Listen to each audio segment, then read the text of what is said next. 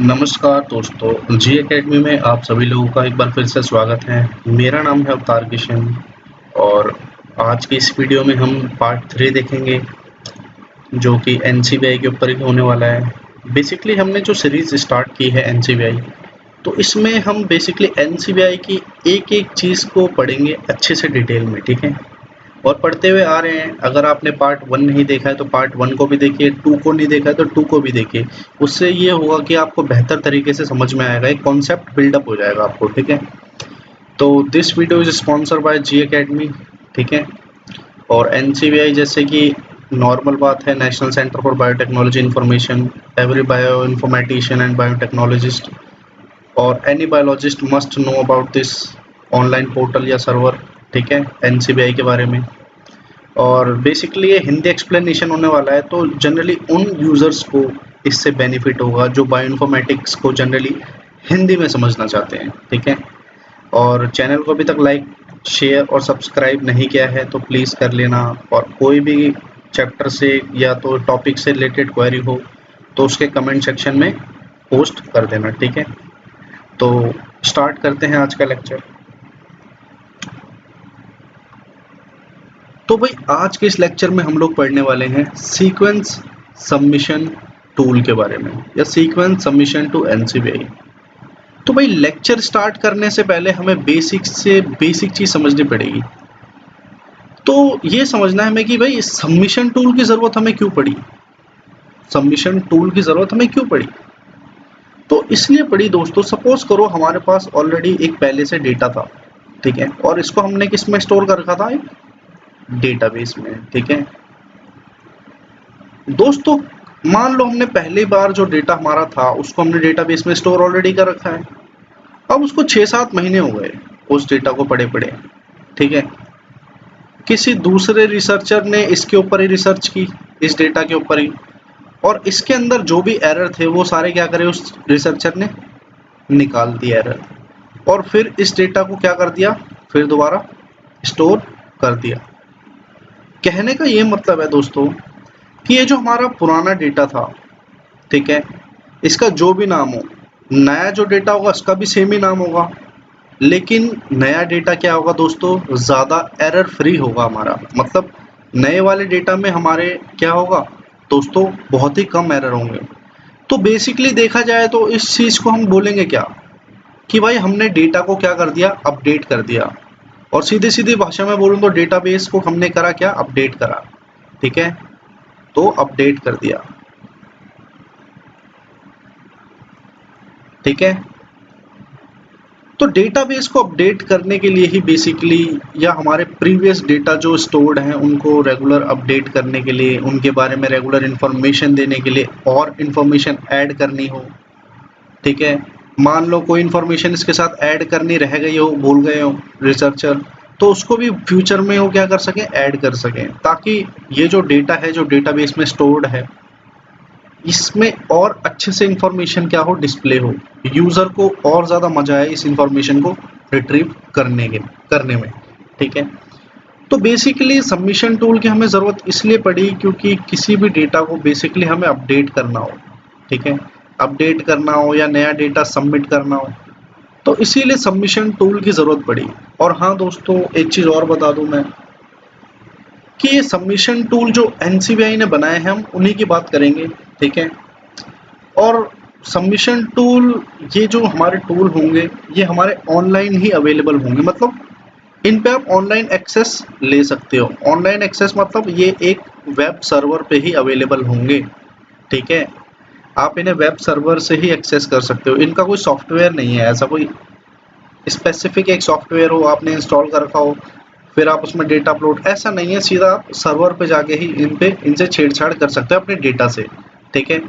और जनरल सी बात है, जिस सबमिटर ने किसी डेटा को स्टोर किया है डेटाबेस में, वो ही सबमिटर उस डेटा को क्या कर सकता है, अपडेट कर सकता है, ठीक है।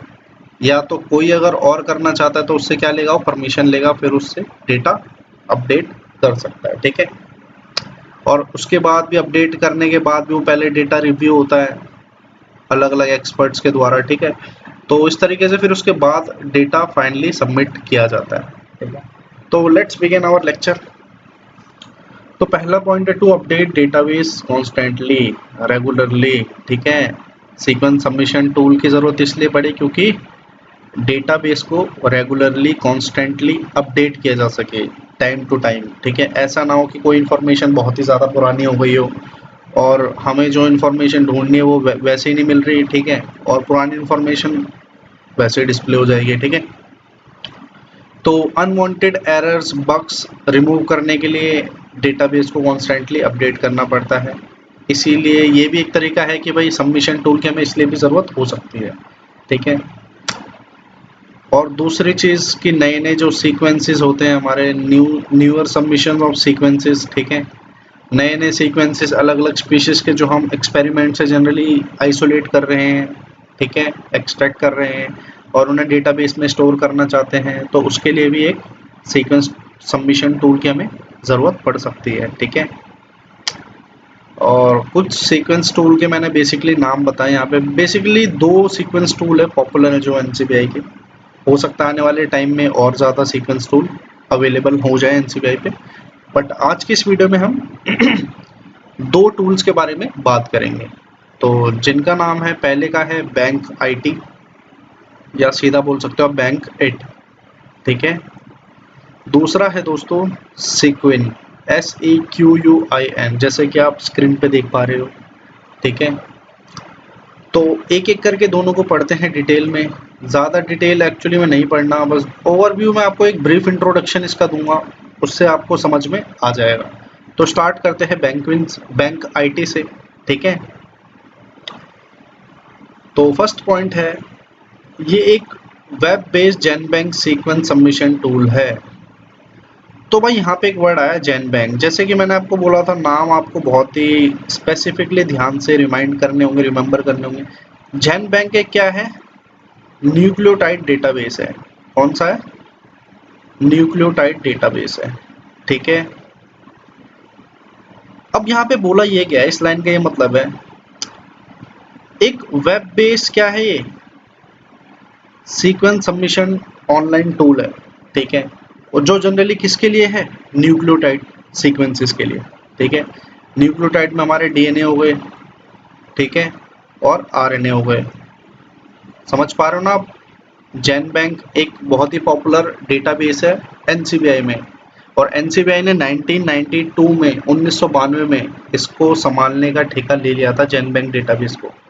और ये एक न्यूक्लियोटाइड डेटाबेस है जिसमें अलग अलग स्पीशीज के डीएनए, जीनोम्स और आरएनए मिल जाएंगे आपको, ठीक है। और ये ऑनलाइन पोर्टल है, ठीक है, किसी भी सबमिशन सीक्वेंस को अपडेट करने का, ठीक है। BankIt, to use BankIt it is necessary for submitter to connect to NCBI home page on the web. जायज़ सी बात है, अगर तुम बैंकेट को एक्सेस करना चाहते हो, कोई भी अपना सीक्वेंस अपडेट करना चाहते हो, तो आपको एनसीबीआई के होम पोर्टल से जुड़ना ही पड़ेगा। समझ पा रहे हो आप मेरी बात दोस्तों? तो एनसीबीआई का होम पेज, जैसे कि आप सभी लोगों को पता ही होगा, www.ncbi.nlm.nih.gov, ठीक है। और इस जब वेबसाइट पे आप एंटर करोगे तो यहाँ पे एक आपको लिंक प्रोवाइड होगी। तो चलिए बात करते हैं उसकी। तो सेलेक्ट द जेनबैंक लिंक, ठीक है, from the left side bar. आप 2-3 तरीके से इस लिंक को एक्सेस कर सकते हो, क्लिक कर सकते हो इस लिंक पे। कैसे कर सकते हो भाई? एक तो होम पेज पे आपको ये लिंक कहीं ना कहीं मिल ही जाएगी, ठीक है, और फिर वहाँ से आप फर्दर एक्शन कर सकते हो। और वैसे होम पेज पे भी एक सीधा सीधा आता है, उसके लिए आपको थोड़ी सी और डिटेल नॉलेज होनी चाहिए, ठीक है। अब इसके बारे में थोड़ी बात करते हैं। जैसे कि मैंने बताया था, बैंकेट के बारे में as a brief introduction video है ये, ठीक है, ज़्यादा डिटेल में नहीं जाऊँगा, ठीक। अब ये करता क्या है? अलाउज सिंपल सबमिशन, ठीक है। सिंपल सबमिशन मतलब छोटे छोटे रिकॉर्ड्स, मतलब छोटा छोटा डेटा, छोटे छोटे सीक्वेंसेस, ठीक है। When one or a small number of records are to be submitted, ठीक है। छोटे छोटे रिकॉर्ड्स या छोटे छोटे सीक्वेंसेस जनरली हमें सबमिट करने हो तो हम किसका इस्तेमाल करेंगे दोस्तों? बैंकेट का, ठीक है। This tool can also be used by the submitter to update their existing GenBank record. तो भाई जो पहले से डेटा है हमारा जेनबैंक के अंदर, जनरली न्यूक्लियोटाइड सीक्वेंसेस जो यूजर के द्वारा सबमिटर के द्वारा अपलोड किए गए हैं, उनको भी रेगुलर आप क्या कर सकते हो भाई, अपडेट कर सकते हो। तो ये टूल इसलिए भी क्या एक फीचर अवेल करता है, ठीक है। तो नेक्स्ट पे चलते हैं। नेक्स्ट पे दोस्तों है हमारा सीक्वेन या सेक्वेन, जिस नाम से प्रोनाउंस करो डजंट मैटर, बस लिखा सही होना चाहिए, ठीक है। तो ये भी टूल है, एनसीबीआई ने जो बनाया है, और जो हमने पहले भी पढ़ा है बैंकिट, वो भी एक एनसीबीआई ने ही डेवलप किया है। इन दोनों पे आप एक्सेस ले सकते हो ऑनलाइन सर्वर से ही, ठीक है। कोई सॉफ्टवेयर नहीं है, बस ऑनलाइन पोर्टल से ही इनको एक्सेस कर सकते हो, डेटा अपना एडिट कर सकते हो, अपने सीक्वेंस को अपडेट कर सकते हो, ठीक है। Generally aids in submission and updating entries to sequence databases। Entries को जनरली आप अपडेट कर सकते हो सीक्वेंस डेटाबेसेस के अंदर और सबमिट भी कर सकते हो, ठीक है। तो मैंने जनरली पॉपुलर मेन चीज़ों को उठाया इसमें से कि भाई हम जनरली क्या क्या कर सकते हैं इस डेटा टूल के हिसाब से, ठीक है, इस डेटाबेस में, ठीक है। तो मैंने वो बेसिकली चीज़ें उठाई हैं, ठीक है। Helps in handling multiple sequence submission. दोस्तों जैसे ये मल्टीपल सीक्वेंस सबमिशन की जहाँ यहाँ पे बात आ गई, तो वहाँ पे हमें एक चीज़ समझनी पड़ेगी। यहाँ पे जो डेटा अपडेट हम करेंगे इस टूल की हेल्प से, वो हमारे दोस्तों बड़े बड़े डेटा होंगे। बड़े बड़े डेटा मतलब लार्ज अमाउंट में होंगे, ठीक है। लार्ज अमाउंट में जो हमारा डेटा होगा उसे हैंडल करने में कौन हेल्प करेगा, हमारा सीक्वेंस डेटाबेस, ठीक है। क्योंकि बैंकिट में तो हम जनरली स्मॉल स्मॉल एंट्रीज हम जनरली अपडेट कर रहे थे, सबमिट कर रहे थे, है ना। यहाँ पे हम जनरली मल्टीपल सीक्वेंस मतलब एक या एक से ज़्यादा सीक्वेंस में हम कर सकते हैं, ठीक है। और उनको हैंडल करने के लिए ये डेटाबेस मतलब रेडी है, ठीक है, और हेल्प भी करता है। Provides increased capacity for complex submission containing long sequences. जैसे कि मैंने बताया बड़े बड़े सीक्वेंसेस को क्या करता है, कॉम्प्लेक्स सीक्वेंसेस को आसानी से ये हेल्प करता है यूज़र की कि आराम से वो सबमिट कर सकें, ठीक है। Multiple annotation. अब देखो दोस्तों क्या क्या हो सकता है एक कॉम्प्लेक्स डेटा में, ठीक है। तो जो ये हमारी स्टडीज हैं, कौन कौन से मल्टीपल एनोटेशंस किसी सीक्वेंस में अगर हैं, सेगमेंटेड सेट्स ऑफ डीएनए हैं, ठीक है, अगर उसमें हमने मेंशन कर रखी है और कई सारी चीज़, फाइलोजेनेटिक एनालिसिस की स्टडी से हो, ठीक है, पॉपुलेशन स्टडी से हो हमारा जो डेटा हो, ये सब डेटा अगर किसी सीक्वेंस में ऐड है, ठीक है, तो दोस्तों ये माना जाता है कि वो डेटा क्या है, बेसिकली कॉम्प्लेक्स है, ठीक है। कॉम्प्लेक्स डेटा मतलब बड़ा डेटा है, ठीक है। लॉन्ग सीक्वेंसेस में जनरली इसे कंसिडर करेंगे, और ठीक है, उसके लिए ये बेसिकली ये टूल आसान होता है यूज़ करना, ठीक है। इससे आप इस टूल से आप ये सब चीज़ें आराम से अपडेट कर सकते हो, ठीक है। Graphical viewing and editing options are also available in this tool.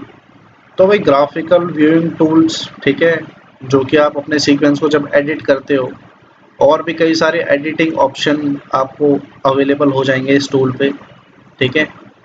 जैसे कि आप अपना डेटा जब सबमिट करने जा रहे हो, ठीक है, तो उसको पहले व्यू करके आप देख सकते हो, मैन्युअली विजुअलाइज कर सकते हो, ठीक है। और उसको फिर अगर उसमें कोई कमी हो तो उसको एडिट भी कर सकते हो, और फाइनली सबमिट कर सकते हो। तो ये सारे फीचर्स भी इसमें क्या है भाई, अवेलेबल हैं, किसमें, सीक्वेंस में, ठीक है। तो दोस्तों आज के लिए बस इतना ही। आई होप आपको ये लेक्चर पसंद आया होगा। अगर पसंद आया तो वही लाइक, शेयर एंड सब्सक्राइब करना मत भूलना। और कोई क्वेश्चन, कोई इस टॉपिक से कोई भी क्वेरी हो, क्वेश्चन हो कोई भी, तो कमेंट सेक्शन में डाल देना, ठीक है, आंसर मिल जाएगा, ठीक है। तो जब तक के लिए मिलते हैं नेक्स्ट वीडियो में। हाँ, नेक्स्ट वीडियो में मैं कवर करूँगा ब्लास्ट, ठीक है। तो बने रहना, सब्सक्राइब कर लेना चैनल को और अपडेट रहना रेगुलर, ठीक है। तो थैंक्स फॉर वॉचिंग।